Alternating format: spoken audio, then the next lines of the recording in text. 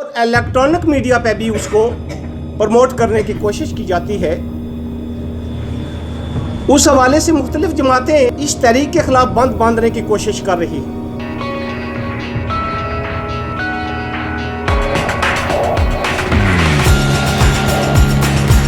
تلاوت کلام پاک اور نبی اکرم صلی اللہ علیہ وآلہ وسلم پر درود و سلام کے بعد ہم آج کی گفتگو کا آغاز کرتے ہیں۔ جیسے کہ محترم بھائی نے تعارف کرایا کہ تنظیم اسلامی کے فورم کے تحت ہم یہاں پہ حاضر ہوئے ہیں۔ بنیادی طور پہ ہماری جو مہم چل رہی ہے اس کا تعارف بھی ہو گیا کہ معاشرے کے اندر بے حیائی پھیلانے کی منظم کوششیں ہو رہی ہیں۔ اس بارے میں عوام کے اندر آگاہی پیدا کرنے کے لیے یہ مہم مرتب کی گئی ہے۔ لیکن جب پروگرام یہاں پہ رکھا گیا تو ذہن میں یہی آیا کہ آپ حضرات ایک فکر لے کر اور ایک مشن لے کر کام کر رہے ہیں، تو آپ حضرات کے سامنے جو گفتگو ہے وہ اسی پس منظر کے سامنے رکھی جائے۔ اللہ تعالیٰ مجھے اور آپ کو سمجھنے کی توفیق نصیب فرمائے۔ آج اگر غور کیا جائے کہ امت مسلمہ کا سب سے بڑا مسئلہ کیا ہے، میں کسی فرد کی بات نہیں کر رہا، بحیثیت مجموعی امت مسلمہ کی بات کر رہا ہوں کہ امت مسلمہ کا سب سے بڑا مسئلہ کیا ہے۔ تو سب سے بڑا مسئلہ یہ ہے کہ امت مسلمہ جس نظام کی داعی ہے کہ یہ نظام عدل و انصاف دنیا کے اندر برپا ہونا چاہیے، یہ سارے کے سارے سلوگن جو آپ حضرات نے لکھے ہوئے ہیں بہت خوبصورت الفاظ کے ساتھ کہ ایسا نظام حکومت بنے کہ دجلہ اور فرات کے کنارے مرنے والے ایک کتے اور بکری کا ذمہ دار بھی خلیفہ وقت ہو، اور 1400 سال گزر جائیں تب بھی غیر مسلم یہ حوالے دیں کہ دنیا کا نظام چل سکتا ہے تو کسی عمر لا کے ذریعے سے چل سکتا ہے۔ جب بر صغیر کے اندر کانگریس کی خلافت بنی تو اپنے وزراء سے خطاب کرتے ہوئے کہا گیا کہ میں آپ کے سامنے کوئی اور نظام نہیں رکھتا، میں آپ کو کہتا ہوں کہ نظام وہ قائم کرو جو ابو بکر اور عمر نے قائم کیا تھا۔ بدقسمتی سے 55-56 اسلامی ممالک موجود ہیں، لیکن نہیں کہا جا سکتا کہ کسی ایک جگہ پر کسی ایک ملک کیا چند ایکڑ زمین بھی ایسی ہو جہاں پہ اللہ کا دیا ہوا نظام، محمد صلی اللہ علیہ وآلہ وسلم کا نظام پوری شکل کے اندر موجود ہو۔ دیکھا جائے تو کیا امت مسلمہ کے اندر یہ خواہش اور جذبہ موجود نہیں ہے؟ تو خواہش اور جذبہ تو ہے۔ بڑی بڑی اصلاحی جماعتیں چل رہی ہیں، تبلیغی جماعت کے عنوان سے کام ہو رہا ہے، دعوت اسلامی کے عنوان سے کام ہو رہا ہے، بہت بڑی بڑی جہادی تحریکیں کام کر رہی ہیں، وہ کشمیر کے اندر ہیں، وہ فلسطین کے اندر ہیں، وہ عراق کے اندر ہیں، دنیا بھر کے اندر یہ جدوجہد ہو رہی ہے۔ قرآن کی تبلیغ، قرآن کے مفہوم کو پہچانے کے نام پہ بہت بڑی بڑی تحریکات چل رہی ہیں، لیکن کسی جگہ پر کامیابی تاحال حاصل نہیں ہوئی۔ تو گویا امت مسلمہ کے اندر یہ جذبہ تو موجود ہے، یہ نظام ہو، اس کے لیے قربانیاں بھی دی جا رہی ہیں، اور سینکڑوں نہیں، ہزاروں نہیں، لاکھوں قربانیاں تو پچھلے چند سالوں کے اندر دی جا چکی ہیں، لیکن وہ نظام حق برپا نہیں ہو سکا۔ تو یہی امت کا مسئلہ ہے کہ امت یہ غور و فکر کرے کہ کیا راستہ ہے جس کو اختیار کیا جائے تو وہ نظام آ جائے گا، جو نظام نہ صرف امت مسلمہ کو امن دے گا، سکون دے گا، عدل و انصاف دے گا، بلکہ تمام عالم انسانیت کو یہ نظام جو ہے آسانیاں فراہم کرے گا۔ وہ نظام کیسے آ جائے، اسی حوالے سے انشاءاللہ ہماری آج کی گفتگو ہونی ہے۔ اس حوالے سے جو سب سے پہلی بات ہے جو آپ حضرات کے ذہنوں کے اندر تو پہلے سے موجود ہے کہ دین اسلام ہے کیا چیز۔ دو نقطہ نظر دنیا کے اندر پائے جاتے ہیں۔ ایک نقطہ نظر جو یورپ کے اندر پیش کیا جاتا ہے کہ مذہب انسان کا پرائیویٹ معاملہ ہے، مذہب انسان کا انفرادی معاملہ ہے، اس کا تعلق چند عقائد کے ساتھ ہے، عبادت کرنے کے طریقوں کے ساتھ ہے، چند رسومات کے ساتھ اس کا تعلق ہے، اس کو مذہب کہا جاتا ہے۔ ساری دنیا کے اندر مذہب کی تعریف یہی چل رہی ہے، لیکن سوال یہ پیدا ہوتا ہے کہ کیا اسلام بھی یہی کہتا ہے یا اسلام اس سے آگے بڑھ کر کچھ اور کہتا ہے؟ تو جناب قائد اعظم نے ایک آسان جملہ استعمال کیا اسلام مکمل ضابطہ حیات ہے۔ اسلام صرف عقائد کا نام نہیں، عبادات کا نام نہیں، چند رسومات کا نہیں۔ اسلام سیاسی زندگی کے اندر رہنمائی کرتا ہے، معاشی زندگی کے اندر رہنمائی کرتا ہے، معاشرتی زندگی کے اندر رہنمائی کرتا ہے، اور تھوڑی بہت ہی نہیں 100% رہنمائی کرتا ہے۔ تو جب ہم یہ کہتے ہیں کہ دین حق کا غلبہ ہونا چاہیے، تو ہم صرف مغرب کے نقطہ نظر سے نہیں کہتے کہ عقائد کی اصلاح ہونی چاہیے، عبادات کی اصلاح ہونی چاہیے، رسومات کی اصلاح ہونی چاہیے، بلکہ ہم یہ کہتے ہیں ملک کا نظام سیاست، ملک کا نظام معیشت، ملک کا نظام معاشرت، وہ بھی انہی اصولوں کے مطابق چلنا چاہیے جو اللہ نے دیا ہے اور اللہ کے رسول صلی اللہ علیہ وآلہ وسلم نے دیا۔ ہمارے ہاں میلاد النبی عشق مصطفیٰ کے عنوان سے گفتگویں ہوتی ہیں، نبی اکرم صلی اللہ علیہ وآلہ وسلم کی شان بیان کی جاتی ہے اور کی جانی چاہیے، لیکن اس اعتبار سے تو قرآن خود کہتا ہے وَرَفَعْنَا لَكَ ذِكْرَكَ، ہم نے آپ کا ذکر بلند کیا ہے۔ ہماری کتنی بساط اور اوقات ہے کہ ہم کتنا بلند کریں گے، کرتے رہنا چاہیے، لیکن بدقسمتی کے ساتھ ایک پہلو کی طرف نظر نہیں گئی، اور وہ پہلو کیا تھا؟ صرف 22 سال کی زندگی میں جزیرہ نمائے عرب کے اوپر جتنے ادیان تھے سارے مغلوب ہو گئے، اور محمد صلی اللہ علیہ وآلہ وسلم کا دین سب سے بلند ہو گیا۔ اس حوالے سے کوئی تذکرہ موجود نہیں ہے کہ آپ صلی اللہ علیہ وآلہ وسلم نے استنجا کرنے کا طریقہ بتایا، وضو کا طریقہ بتایا، نماز کا طریقہ بتایا، یا نظام حق برپا کرنے کا طریقہ بھی بتایا؟ تو ڈیفینیٹلی آپ نے نظام حق برپا کرنے کا نہ صرف طریقہ بتایا، بلکہ اس پہ چلتے ہوئے نظام عدل و انصاف، نظام عدل و قسط قائم کر کے دنیا کو دکھا رہا۔ تو آج ہماری سیرت طیبہ کے مطالعے کی بہت بڑی ڈائمنشن کیا ہونی چاہیے؟ ہم یہ دیکھیں کہ محمد صلی اللہ علیہ وآلہ وسلم نے نظام حق کیسے برپا کیا تھا۔ اچھا، اس اعتبار سے دنیا مجبور ہے کہ وہ نبی اکرم صلی اللہ علیہ وآلہ وسلم کی سیرت کا مطالعہ کرے۔ آج ہم جب صنعتی ترقی کی بات کرتے ہیں تو ہم رول ماڈل کے طور پہ کس کو لیں گے؟ کہ یورپ کو لینا پڑے گا، امریکہ کو لینا پڑے گا، چائنا کو لینا پڑے گا کہ انہوں نے صنعتی ترقی کی ہے، دیکھا جائے کہ انہوں نے صنعتی ترقی کیسے کی ہے، اس کے علاوہ کیا آپشن ہے ہمارے پاس؟ جہاں کہیں سائنس اور ٹیکنالوجی نے ترقی کی ہے تو ظاہرہ مطالعہ کرنا پڑے گا کن ممالک نے سائنس اور ٹیکنالوجی کے میدان کے اندر ترقی کی ہے اور وہ اس ترقی کی معراج پہ پہنچے گئے، اس کے علاوہ کوئی حل نہیں ہے۔ تو جب دنیا نے یہ دیکھنا چاہا کہ دنیا کا نظام کیسے بدلا ہے، تو اس کے علاوہ ان کے پاس کوئی آپشن موجود تھا کہ وہ محمد صلی اللہ علیہ وآلہ وسلم کی زندگی کا مطالعہ کرتے؟ کوئی آپشن نہیں تھا کہ آپ صلی اللہ علیہ وسلم نے ایک شارٹ سپین 21 to 22 ایئرز کے اندر ایک نظام کے اندر تبدیلی برپا کر کے دکھا دی۔ اور اس ساری جدوجہد کے اندر قربانیاں کتنی ہوئیں؟ 259 صرف۔ دنیا کا پرامن ترین انقلاب اگر کسی کو کہا جا سکتا ہے تو وہ تھا جو محمد الرسول اللہ صلی اللہ علیہ وآلہ وسلم نے برپا کیا۔ ابھی یوکرائن کا معاملہ چل رہا ہے، وہاں پہ سینکڑوں لوگ جو ہیں وہ ہلاک ہو چکے ہیں۔ کوئی بہت بڑی تبدیلی نہیں ہے، صرف حکمران بدلنے کا عمل ہو رہا ہے، نظام کی تبدیلی کی بات نہیں ہے۔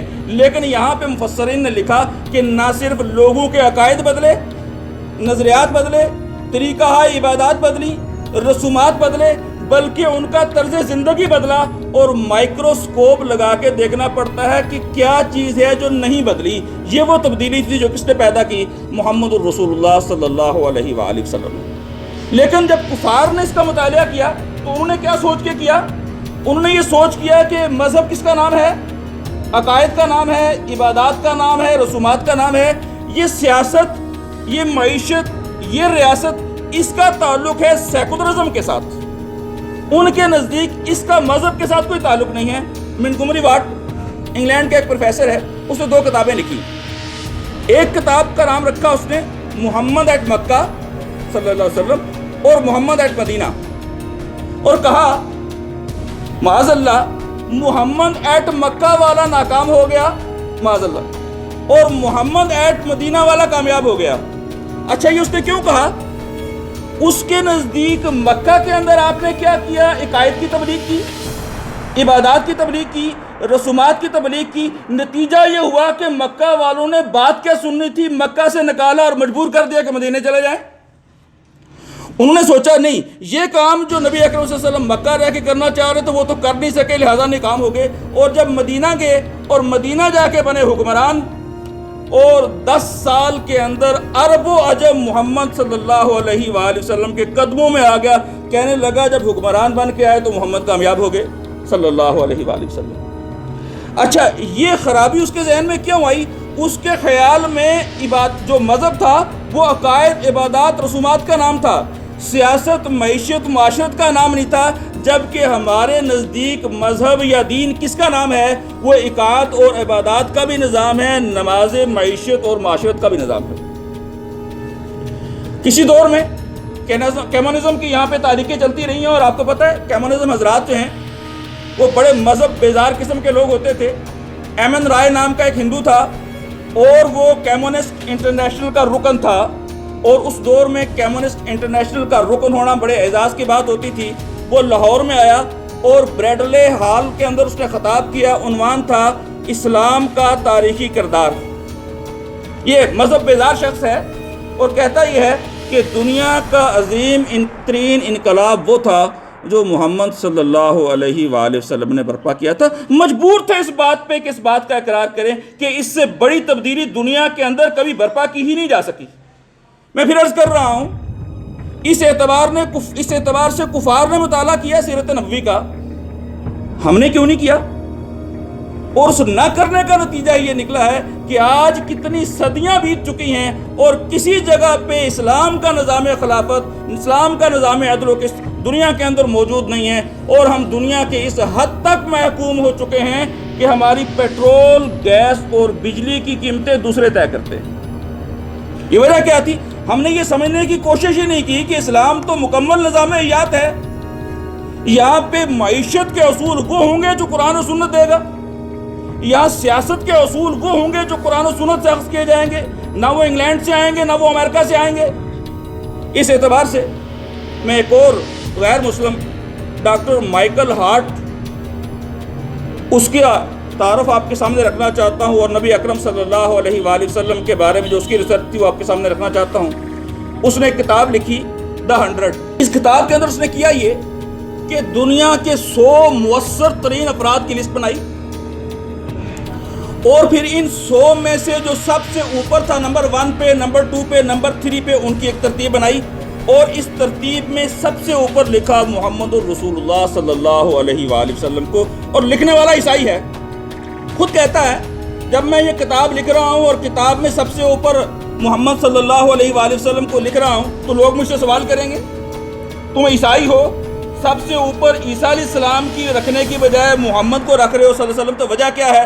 تو کہتا ہے وجہ یہ ہے کہ نبی اکرم صلی اللہ علیہ وآلہ وسلم سے پہلے واعظ بڑے کہے گئے، باتیں بہت کی گئیں، تقریریں بہت کی گئیں، لیکن ان تقریروں کے مطابق، ان وعظوں کے مطابق، ان نصیحتوں کے مطابق اگر کوئی نظام لا سکا ہے تو ایک ہی شخصیت ہے دنیا کے اندر، اور وہ ہے محمد صلی اللہ علیہ وآلہ وسلم کی۔ یہ ٹرائبوٹ ہے کس کا؟ پہلے میں نے ایک ہندو کا تذکرہ کیا، میں نے گاندھی کا تذکرہ کیا، میں نے ڈاکٹر مائیکل ہارٹ ایک عیسائی کا تذکرہ کیا ہے۔ یہ سارے کے سارے لوگ اس بات پہ متفق ہیں کہ دنیا کے اندر جو بھرپور ترین تبدیلی آئی ہے تو وہ کون لائے ہیں؟ محمد الرسول اللہ صلی اللہ علیہ وآلہ وسلم۔ آرنلڈ ٹائن بھی، اس کو گزشتہ صدی کا مورخ کہا جاتا ہے، اس نے بھی یہی بات کہی کہ دنیا کے اندر باتیں صرف نہیں کی گئیں بلکہ یہ کہتے ہیں کہ انسان سارے کے سارے برابر ہیں۔ آپ کے یہاں پہ لکھا ہوا ہے تمام کی تمام انسانیت برابر ہے، کسی کالے کو گورے پر، کسی گورے کو کالے پر، کسی عربی کو عجمی پر، کسی عجمی کو عربی پر کوئی برتری حاصل نہیں ہے، ساری دنیا کہتی ہے۔ لیکن اگر کسی نے کر کے دکھایا ہے تو وہ محمد مصطفیٰ صلی اللہ علیہ وآلہ وسلم تھے۔ اس کے علاوہ دنیا کے اندر آج کی ڈیٹ تک یہ کر کے نہیں دکھا سکا کوئی۔ یہ کون کہہ رہا ہے؟ جس کو دنیا کہتی ہے کہ اس صدی کا مورخ یہ ہے، آرنلڈ ٹائن بھی۔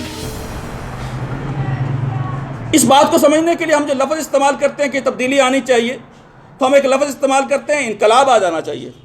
ویسے انقلاب کوئی زیادہ مناسب لفظ نہیں ہے، اور خاص طور پہ کہ نبی اکرم صلی اللہ علیہ وآلہ وسلم کے حوالے سے یہ لفظ استعمال کیا جائے تو کوئی مناسب بات نہیں ہے، لیکن سچی بات یہی ہے، اگر دنیا میں کسی کو انقلابی کہا جا سکتا ہے تو محمد صلی اللہ علیہ وآلہ وسلم سے بڑھ کر انقلابی کوئی نہیں تھا۔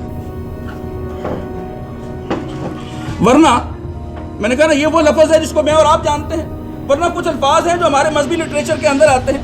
انجیل کے اندر آتا ہے دائی کنگڈم ڈن، اے اللہ آپ کی بادشاہت بننی ہے اس زمین کے اوپر جیسے آپ کی بادشاہت آسمانوں پر ہے۔ یہ الفاظ کس کے ہیں؟ انجیل کے ہیں۔ انجیل یہ کہتی ہے کہ اللہ کی حکومت زمین پر ویسے ہی بن جانی چاہیے جیسے آسمانوں کے اوپر موجود ہے۔ تو اس کے لیے انجیل کے الفاظ کے ہیں، آسمانی حکومت کے الفاظ ہیں۔ قرآن کے الفاظ کے ہیں، قرآن کے الفاظ کہتے ہیں وَرَبَّكَ فَكَبِّرْ، اے نبی صلی اللہ علیہ وآلہ وسلم اپنے رب کی بڑائی بیان کیجئے۔ اچھا، بڑائی بیان کرنے کا کیا مطلب تھا؟ وہ جو ہم کرتے ہیں نعرہ تکبیر اللہ اکبر، بڑا آسان کام ہے، ساری دنیا کر رہی ہے، لیکن یہ صرف نعرہ تکبیر اللہ اکبر نہیں تھا۔ اس دنیا کے اندر سارے لوگ کہتے ہیں کہ اللہ سب سے بڑا ہے، اللہ کو بڑا کر کے تو دکھاؤ۔ اللہ کہتے ہیں عورتوں کو پردے کے اندر رکھو، ہم کہتے ہیں نہیں، سرے بازار نچوائیں گے۔ اللہ کہتا ہے سود اللہ اور اللہ کے رسول سے اعلان جنگ ہے، ہم کہتے ہیں اس کے بغیر نظام نہیں چلتا۔ اللہ اوپر ہے یا میں اور آپ اوپر ہیں؟ میں اور آپ اوپر ہوئے۔ تو محمد رسول اللہ نے کیا کیا؟ اللہ کو نہ صرف بڑا کہا بلکہ دنیا کے سامنے اللہ کو بڑا کر کے دکھا دیا۔ کبھی قرآن کہتا ہے هو الذی ارسل رسولہ بالہدی ودین الحق، اللہ نے رسول کو بھیجا الہدا دے کر اور دین حق دے کر، لِیُظْہِرَہُ عَلَى الدِّینِ کُلِّ، تاکہ اس کو تمام کے تمام دینوں پر غالب کر دے، وَلَوْ کَرِہَ الْمُشْرِکُونَ، چاہے یہ مشرکوں کو کتنا ہی ناپسند کیوں نہ۔ یہ اللہ تعالیٰ کیا بیان کر رہے ہیں کہ میں نے اپنے نبی کو کیوں بھیجا ہے، اور یہ آیت قرآن مجید کے اندر ان الفاظ کے ساتھ 3 دفعہ آئی ہے۔ 1,24,000 انبیاء اور رسل آئے، کسی کو اللہ نے یہ مشن نہیں دیا۔ سب کو کیا کہا؟ میرا تعارف کراؤ، آخرت سے ڈراؤ، نمازیں پڑھواؤ۔ یہ نظام قائم کرنے کا کام اللہ نے دیا ہے تو کس کو دیا ہے؟ ایک ہی شخصیت کو دیا ہے، اور وہ شخصیت ہے محمد الرسول اللہ صلی اللہ علیہ وآلہ وسلم۔ اور آپ صلی اللہ علیہ وآلہ وسلم نے یہ کام کر کے دنیا کو دکھا دیا کہ یہ کام ایسے ہوتا ہے۔ لِيَكُونَ الدِّينُ كُلُّهُ لِلَّهِ، اے محمد صلی اللہ علیہ وسلم آپ کوشش کیجئے، آپ سٹرگل کیجئے، دین سارا کا سارا اللہ کے لیے ہو جائے، اور دین سے مراد کیا ہو جائے گا؟ کل کا کل نظام اللہ کے تحت ہو جائے۔ پارلیمنٹ اپنی اکثریت کی بنیاد پہ فیصلے نہیں کرے گی، پارلیمنٹ فیصلے کس کے مطابق کرے گی؟ قرآن اور سنت کے مطابق فیصلے کرے گی۔ کسی پارلیمنٹ کو یہ اختیار حاصل نہیں ہے کہ اللہ کے احکامات سے آگے جا کے محمد الرسول اللہ صلی اللہ علیہ وآلہ وسلم کے کھینچے کے دائرے سے باہر جا کے قانون سازی کر سکے۔ اس کے اندر جو مرضی کر لیں، آپ کا اختیار ہے، یہاں پہ آپ چائے رکھ لیجئے، پانی رکھ لیجئے، شربت رکھ لیجئے، لسی رکھ لیجئے، شراب رکھنے کی کوئی گنجائش نہیں۔ اس لیے کہ وہ فیصلہ کس نے کر دیا؟ وہ اللہ نے کر دیا۔ آپ مرغا رکھیے، چکن رکھیے، مچھلی رکھیے، سور رکھنے کی گنجائش نہیں، وہ فیصلہ اللہ نے کر دیا کہ سود حرام ہے۔ ایک دائرہ کھینچ دیا، اس دائرے کے اندر جو کرنا چاہتے ہو آپ کر لو۔ آپ موٹر ویز بنانا چاہتے ہو، ایئرپورٹ بنانا چاہتے ہو، نالیاں اور سڑکیں بنانا چاہتے ہو، جیسا بنانا چاہتے ہو بنا لو، جو محکمے بنانا چاہتے ہو بنا لو۔ نظام معیشت سود کی بنیاد پہ نہیں چلاؤ گے، یہ کیا ہو جائے گا؟ یہ ہو جائے گا اللہ اور اللہ کے رسول کی حکمرانی۔ اللہ تعالیٰ مجھے اور آپ کو یہ توفیق نصیب فرمائیں کہ میں اور آپ اللہ اور اللہ کے رسول جو نظام لائے ہیں اس کو قائم کرنے کے لیے اپنی ایفرٹس لگائیں، کہ بنیادی طور پہ جو قرآن اور سنت کا پیغام ہے وہ کیا ہے؟ کہ صرف عقائد، رسومات اور عبادتیں نہ بدلی جائیں، نظام بدلا جائے۔ اور ماشاءاللہ بڑا خوبصورت آپ کا سلوگن ہے کہ چہرے بدلنے سے کام نہیں چلے گا، نظام بدلیں گے تو تبدیلی آئے گی۔ سیاست کا نظام بدلا جائے، معیشت کا نظام بدلا جائے، معاشرت کا نظام بدلا جائے۔ اس کے لیے جو دور حاضر کا لفظ ہے انقلاب، وہ استعمال کرنا مجبوری ہو جاتی ہے، ورنہ بات سمجھ میں آتی نہیں کہ جو تبدیلی ہم چاہ رہے ہیں اس کے لیے آج کا لفظ کیا ہے؟ انقلاب آئے۔ انقلاب سے مراد کیا ہے؟ سیاست کا نظام بدلے، معیشت کا نظام بدلے، معاشرت کا نظام بدلے۔ معاشرہ بے حیائی کو پروموٹ نہ کرے، ویلنٹائن ڈے نہ منائے، حیا ڈے منائے۔ وہ سال میں ایک دن نہ رکھے کہ کہ والدین کا ڈے ہے آج اساتذہ کا ڈے ہے. نہیں، اسلام کے اندر والدین کا ڈے اور اساتذہ کا ڈے ہر ڈے انہی کا ڈے ہے. یہ کیا ہے؟ یہ معاشرت کی تبدیلی ہے. اسلام معاشرت کی یہ تبدیلی پیدا کرنا چاہتا ہے. اگر انقلاب کا لفظ استعمال نہ کرے تو بات سمجھ میں آئے گی نہیں. قسطنطین 300 عیسوی کے اندر اس کے بادشاہ نے عیسائیت قبول کی اور ساری رعایا عیسائی ہو گئی. اور یہ عیسائی سلطنت 3 براعظموں پر پھیلی ہوئی تھی. دنیا کا کوئی شخص اس کو انقلاب نہیں کہتا. کیوں؟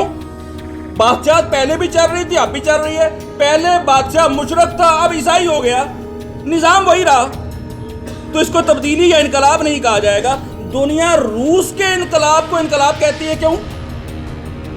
روس کے انقلاب کے اندر یہ ہوا کہ معاشی نظام بدل گیا، افراد کی ملکیت ختم ہوگی، ساری چیزیں کس کی ملکیت کے اندر چلی گئیں؟ ریاست کی ملکیت کے اندر چلی گئیں. معاشی نظام بدل گیا، دنیا نے کہا انقلاب آ گیا.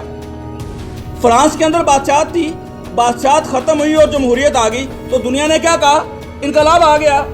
وہ جو ایک فرد واحد کا کہا قانون بن جاتا تھا، اب نہیں ہوا کرے گا. اب عوام کے نمائندے قانون بنائیں گے تو قانون بنے گا. اس کو دنیا نے کہا انقلاب ہے. ایران کے اندر تبدیلی آئی تو کسی درجے میں اس کو بھی انقلاب کہا گیا کہ بادشاہت گئی اور بادشاہت کی جگہ پہ کیا آ گئی؟ وہاں پہ جمہوریت آ گئی اور وہاں پہ کچھ انہوں نے مذہبی قوانین بھی نافذ کر دیے. تو اس کو بھی کسی درجے کے اندر انقلاب کہا جاتا تھا. تو آج ہم جس انقلاب کی بات کر رہے ہیں وہ صرف مذہب بدلنے کی بات نہیں ہے، وہ صرف نماز پڑھنے کا طریقہ بدلنے کی بات نہیں ہے، وہ صرف مرنے جینے کی رسومات کو بدلنے کا نام نہیں ہے. بلکہ ہم جس کو انقلاب کہہ رہے ہیں وہ کیا ہے؟ کہ سر تا پا کل کا کل نظام بدل جائے. اور نظام کیا ہو جائے؟ نظام وہ ہو جائے جو محمد الرسول اللہ صلی اللہ علیہ وآلہ وسلم نے برپا کیا تھا. اس لیے کہ آپ صلی اللہ علیہ وآلہ وسلم کو اس دنیا کے اندر بھیجے جانے کا مشن ہی یہی تھا. اچھا، جو میرے قائد کا مشن تھا، میرے نبی اور رسول کا مشن تھا، میرا مشن کیا ہونا چاہیے؟ اس سے ہٹ کے ہونا چاہیے؟ وہی ہونا چاہیے. امتی ان کے چاہتے ہم یہ ہیں کہ ہم مریں گے اور مرنے کے بعد اٹھیں گے اور آقا علیہ الصلوۃ والسلام آئیں گے، وہ شفاعت کریں گے اور انگلی پکڑ کے جنت کے اندر لے جائیں گے. بات ٹھیک ہے، کوئی غلط بات نہیں ہے. لیکن وہ تو انگلی پکڑ کے اس کو لے کے جائیں گے نا جو ان کے راستے پہ ہو. راستہ میں متعین کروں اور جنت میں وہ لے کے چلے جائیں، یہ ہو سکتا ہے؟ کفار مکہ نے کہا آپ صادق اور امین ہیں، آپ سچے ہیں اور امین ہیں. یہ کون کہہ رہا ہے؟ کافر کہہ رہے ہیں. اچھا، ہم یہ کہہ رہے ہیں کہ نبی صلی اللہ علیہ وسلم جھوٹی سفارش کر دیں گے. ہم سے زیادہ تو پھر انہوں نے نبی صلی اللہ علیہ وسلم کی تعریف کی نا. انہوں نے کہا یہ محمد صلی اللہ علیہ وسلم کبھی جھوٹ نہیں بولتا، کبھی خیانت نہیں کرتا. ہم کہہ رہے ہیں کہ وہ جھوٹ بول کے ہمیں جنت کے اندر لے جائیں گے. ہو سکتا ہے؟ یہ نہیں ہو سکتا. ہاں، اس راستے پہ آ جائیں جو محمد کا راستہ تھا صلی اللہ علیہ وآلہ وسلم. عملوں کے اندر کمیاں ہوں گی تو وہ رسول صلی اللہ علیہ وآلہ وسلم سفارش کر دیں گے، بچت ہو سکتی ہے. وہ جائیں مشرق کی طرف، ہم جائیں مغرب کی طرف، ڈھونڈیں چھپاتے نہیں ہو سکتا. زندگی کا مشن وہی بنانا پڑے گا جو محمد الرسول اللہ صلی اللہ علیہ وآلہ وسلم کا مشن تھا. رب کی دھرتی پر رب کا نظام. مختلف نعرے ہیں، وہ استعمال کرتے ہیں. اس کام کو کرنا میری اور آپ کی ذمہ داری زیادہ اس لیے بھی ہے کہ میں اور آپ دعوے دار ہیں کہ ہم نبی اکرم صلی اللہ علیہ وآلہ وسلم کے امتی ہیں اور آپ صلی اللہ علیہ وآلہ وسلم کے بعد نبی کوئی نہیں آئے گا. اچھا، نبی نہیں آئے گا تو قادیانی کہتے ہیں نبوت تو رحمت ہوتی ہے، یہ اللہ نے رحمت ختم کیوں کر دی؟ تمہیں غلطی لگی ہے، نبی تو ہونا چاہیے. قادیانی کا کلام یہی ہے کہ نبی تو رحمت ہوتا ہے، تم کیسے کہتے ہو کہ نبوت کی ضرورت نہیں، نبی تو رہنا چاہیے. ہم کیا کہتے ہیں؟ ہم یہ کہتے ہیں کہ جو کام نبی نے کیا تھا اب وہ کس نے کرنا ہے؟ اب امت نبی نے کرنا ہے. پہلے رب کا پیغام رسول پہنچاتے تھے، اب رسول کے لفظوں کو امت پہنچائے گی اور امت وسط بن جائے گی.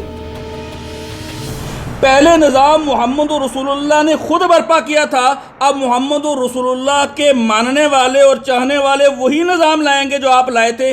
اس لیے اب نبوت ختم کر دی گئی، اس لیے کہ اب نبیوں والے سارے کام کس نے کرنے ہیں؟ امت نے کرنے ہیں. دعوت اور تبلیغ کا کام امت کرے گی، امر بالمعروف ونہی عن المنکر کا کام امت کرے گی، نظام حکومت چلانے کا کام امت کرے گی. اگر امت اس کام سے غافل ہو جائے تو اللہ کہیں میدان حشر کے اندر کھڑا کر لے اور جا کے پوچھ لے چائنیوں سے، چائنا والوں کلمہ کیوں نہیں پڑھا، میرے نبی کی بات کیوں نہیں مانی؟ وہ کہیں گے یا اللہ کون سا نبی، ہمیں تو کسی نے نہیں کہا تھا نبی،